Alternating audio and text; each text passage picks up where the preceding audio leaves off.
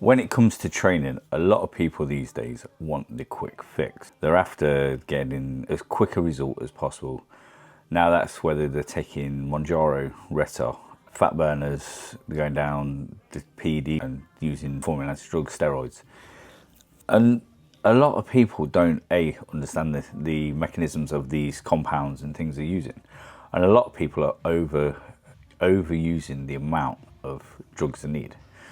So a lot of people, like the overuse of steroids at the minute, I see in talk to people is massive. Like they're doing the first cycles with way too much gear. Like a realistic, if you're deciding to jump on and do a cycle, realistically, start with testosterone. Just start with a test. A test is always a base. You always want a testosterone base. You don't really need to throw in more compounds on that first session.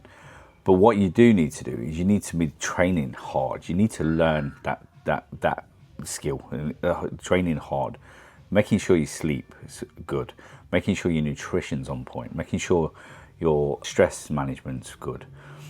If you've not got all these other factors involved on the plate in the right space in the right time, you're going to then add in compounds that are going to cause more issues. I always say to people, clients that I have that are on cycle take more work than clients that are natural, because not only are we then looking at bloods, we're making cycles, we're making sure that health markers are in the right place, we're making sure that their HRV's right, we're making sure the blood pressure's right, we're making sure that if they're on growth hormone, that the insulin's not too high. So there's all these things that come into play when you start to use performance-enhancing drugs, and a lot of people that jump on don't understand what they're doing. They just go, "Oh, I'm just going to do steroids," and the mate down the road will go, "Oh yeah, do 700 tests, do EQ, do this, do that." Like before they know it, they're fucking their bodies up and they're fucking the hormones up.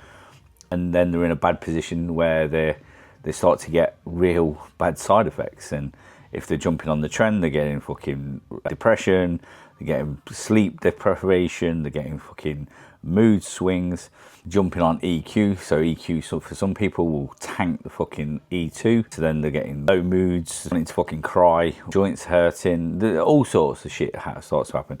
And this is all because people just jump on cycles, don't understand the mechanisms.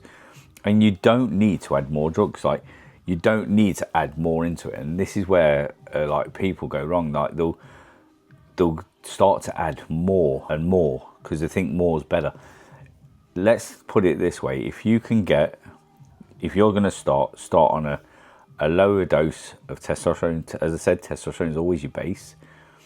Get the most out of that. Like if you've not been in the gym for 2 years training hard, you don't need to go on it. Once you've been in the gym 2 years and you've trained hard and you've got the most out of doing everything natural, your beginner gains and everything like that, and you decide to jump on, sound, okay? Do your research. But then once you've done that research, you then need to start on a low dose, 200, 250 test. You don't need to go much higher. It all depends on what your blood work's saying. Again, that's another thing. Blood work dictates what you need to do. And then from there, get the most out of that dose. Let's say you've gone 300 tests. Get the most out of 300 tests. When that growth and everything is slowed down and your progress is slowed down and you come to a stall again, that's when you can look to increase. And what you want to be doing is increasing the test up to the point of where your tolerance is. Like where you then start to get side effects. When if you get, let's say you get up to 600, 700 tests, side effects starts coming. Take it back 50 milligrams from where your side effects were, sit there. Then you can start to look adding other compounds in to then build that androgens up.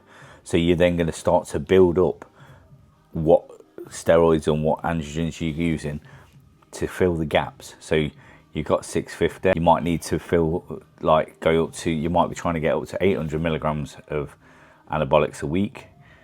So you're then going to start to add in another compound to fill that gap. This is where you have to start to look at things. But guys, get the most out of what you're doing without fucking your bodies up. You don't need to just go and chuck in 10 fucking different compounds to get the results. You just need to be doing the basics and building up from there. Start off low and add in slowly. Get the most out of everything you do. And if you're somebody that doesn't understand and you're saying, I'm going to do a mil a week, you are a red flag. You're a person not to be doing fucking steroids. If you're just telling somebody, oh, just do a mil a week, you do not understand milligrams of gear. You do not understand what's in the gear. You're a red flag, and don't fucking do it. Learn about milligrams. Each compound has different milligrams per mil. So if you tell someone to go and do a mil of test a week, that's great. But what fucking test? Test 250, test 300, test 400. They're all fucking tests, but they're all different milligrams per mil. So if your mate's saying do a mil of something, don't look and listen, because that's basically somebody telling you that they don't know what the fuck they're talking about. If you're serious about jumping on to PEDs and you want some more information, want some help on it, then please feel free to reach out. I will do my best to help you. I've been doing this for some time now, a lot of courses, a lot of education around it. And I want to make it so people are safe with the usage, as safe as you can be using. It's not by any means, there's always a risk, but you can mitigate the risk by trying to be as safe as possible.